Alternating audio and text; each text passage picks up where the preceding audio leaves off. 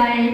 صدر سے وقار حاضرین تقریب آزادی، ارباب علم و فہم اور اقبال کے شاہینوں، السلام علیکم۔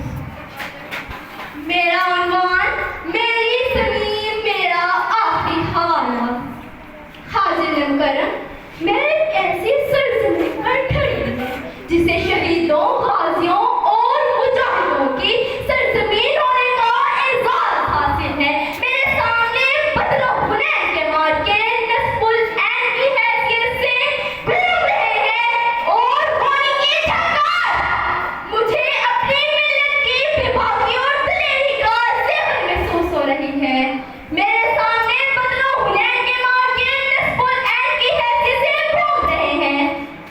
قوم نگاہ بلند، سخن نواز اور جاں پرسوز ہو تو ڈاکٹر عبدالقدیر خان جیسی شخصیات ابھر کر قوم کو ہمیشہ ہمیشہ کے لیے امر کر دیتی ہے۔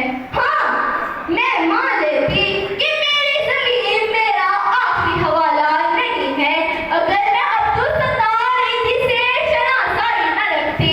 حضور والا، میں سر تسلیم خم کر لیتی کہ میری زمین میرا آخری حوالہ نہیں ہے اگر میں راشد منہاج میجر شبیر شریف کی غیرت ایمانی اور جذبہ ایمانی سے آگاہ نہ ہوتی۔ عالی وفات میجر محمد اکرم، کرنل شیر خان، حوالدار لالت خان اور محمد محفوظ یہ قوم کے وہ ابواب ہیں کہ جن کا اگر مطالعہ نہ کیا ہوتا تو شاید میں مان جاتی کہ میری زمین میرا آخری حوالہ نہیں ہے۔ عالی وفات، شاید دشمن نے ہمیں کمزور سمجھ کر حملہ کرنے کی حماقت کی، یا شاید اس نے ہماری تعریف کا مطالعہ نہیں کیا۔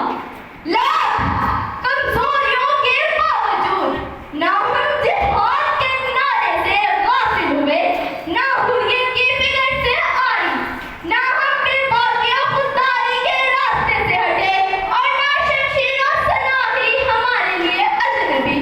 انشاءاللہ وقت آنے پر جب ہم میدان جہاد میں آئے تو ہنوز و یہود کا ریزہ ریزہ بکھر جائے گا۔ میرا دشمن مجھے کمزور سمجھنے والا مجھے دیکھے کبھی تاریخ کے آئینے میں، میں نے ہر دور میں توڑا ہے رعونت کا دلس، میں نے ہر دور میں ایک باب نیا لکھا ہے۔ جناب سر،